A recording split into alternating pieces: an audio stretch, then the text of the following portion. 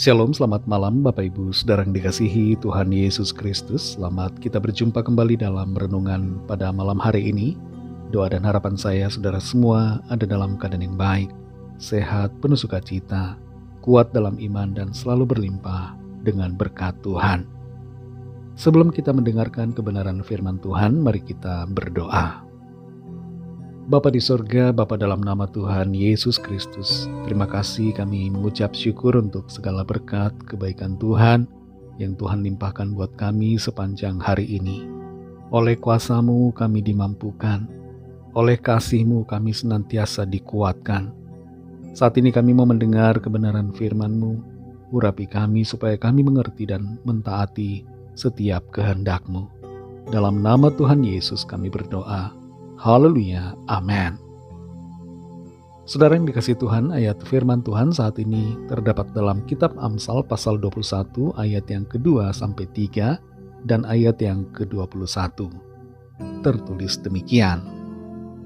Setiap jalan orang adalah lurus menurut pandangannya sendiri, tetapi Tuhanlah yang menguji hati.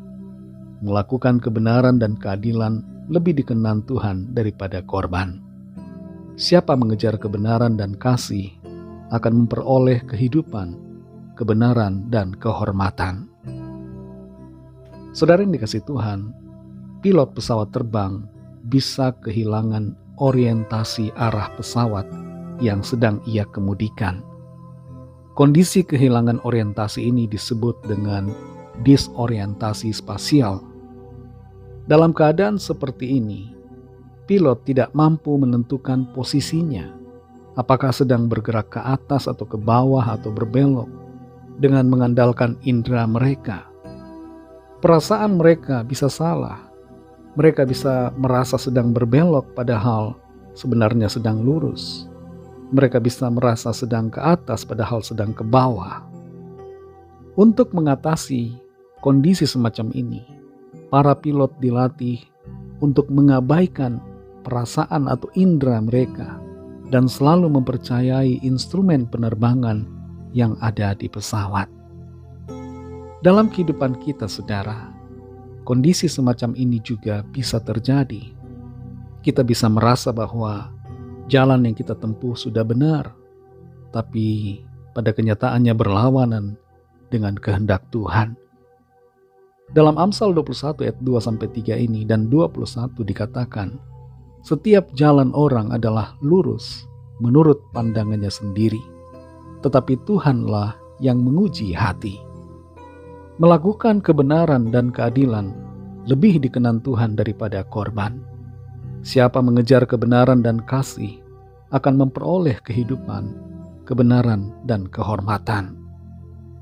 Ada kalanya saudara kita merasa keputusan dan tindakan kita sudah benar. Kita yakin keputusan kita sudah baik. Apa yang kita perbuat sudah merupakan hal yang menurut kita benar. Tapi apa yang kita pikir baik belum tentu baik menurut Tuhan. Persepsi kita bisa salah, saudara. Terlalu sering kita manusia membenarkan diri sendiri. Kita meyakini dan merasa bahwa jalan hidup kita sudah lurus. Apa yang kita yakini sudah benar, padahal jauh dari kebenaran yang sejati. Bahkan dalam hal-hal yang jelas-jelas tidak baik, ada kalanya kita merasa itu baik. Misalnya saja kita marah terhadap seseorang, kita kesal, kita dendam, lalu kita memilih untuk tidak mengampuni. Kita merasa itu sudah hal yang terbaik. Kita merasa, oh sudah benar aku tidak mengampuni dia. Karena kalau saya mengampuni dia, maka dia tidak akan jadi benar. Ini adalah persepsi kita yang salah. Firman Tuhan katakan agar kita mengampuni, bahkan mendoakan orang-orang yang memusuhi kita. Persepsi kita, saudara, sekali lagi bisa salah. Dan karena itu kita perlu berpaut kepada firman Tuhan. Ada orang yang merasa kumpul kebo itu tidak apa-apa, nanti juga menikah. Nipu sedikit-sedikit is okay. Kan keuntungannya sebagian dipakai untuk amal. Judi seminggu sekali tidak masalah. Soalnya itu hanya untuk iseng-iseng saja berhadiah. Menjadi gay itu tidak masalah, karena gay tidak berlawanan dengan hukum alam. Semua persepsi yang kita miliki harus kita uji dengan firman Tuhan, karena seringkali salah bila kita mengandalkan pikiran kita sendiri. Mari hidup dengan firman Tuhan, berpaut pada firman Tuhan, dan kita lakukan kebenaran, karena Tuhan berkenan pada orang yang hidup benar. Ada upah bagi setiap orang yang hidup benar, yaitu kehidupan, kebenaran, dan kehormatan sesuai dengan janji Tuhan.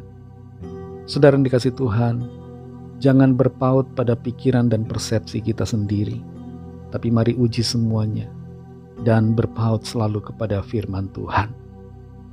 Mari kita berdoa. Terima kasih Tuhan Yesus, kami mengucap syukur untuk firman-Mu yang sudah kami dengar saat ini, yang mengajar kami untuk tidak mengandalkan persepsi pribadi kami, pikiran-pikiran kami sendiri, yang justru seringkali membuat kami berjalan berlawanan dengan kehendak Tuhan. Tapi agar kami senantiasa berpaut pada firman-Mu, menguji semuanya, segala sesuatu dengan firman Tuhan. Terima kasih untuk firman-Mu yang menegur dan membimbing kami. Berkati kami Tuhan di sepanjang malam ini, dalam istirahat kami. Lingkupi kami dengan kasih dan kuasa-Mu. Lawat setiap kami yang sakit dan yang sedang dalam persoalan. Nyatakanlah kuasa kesembuhan, pemulihan, kelepasan, pertolongan-Mu yang ajaib bagi setiap kami. Ampuni kami akan dosa kesalahan kami, seperti kami juga mengampuni orang yang bersalah kepada kami. Dalam nama-Mu yang kudus, nama Tuhan Yesus Kristus, kami sudah berdoa dan mengucap syukur. Haleluya. Terimalah berkat Tuhan. Tuhan memberkati engkau dan melindungi engkau. Tuhan menyinari engkau dengan wajah-Nya dan memberikan kasih karunia. Tuhan menghadapkan wajah-Nya kepadamu dan memberikan damai sejahtera. Berkat dan anugerah Allah Bapa, kasih karunia dari Tuhan Yesus Kristus, dalam persekutuan dengan Roh Kudus, menyertai kita semua, sekarang ini dan sampai Maranatha Tuhan Yesus datang kembali, dan bahkan sampai selama-lamanya. Dalam berkat nama Tuhan Yesus Kristus, haleluya, amin.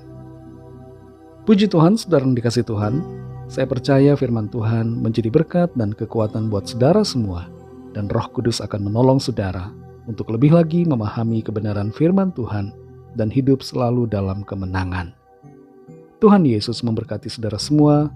Selamat beristirahat dan sampai jumpa dalam renungan yang berikutnya. Haleluya.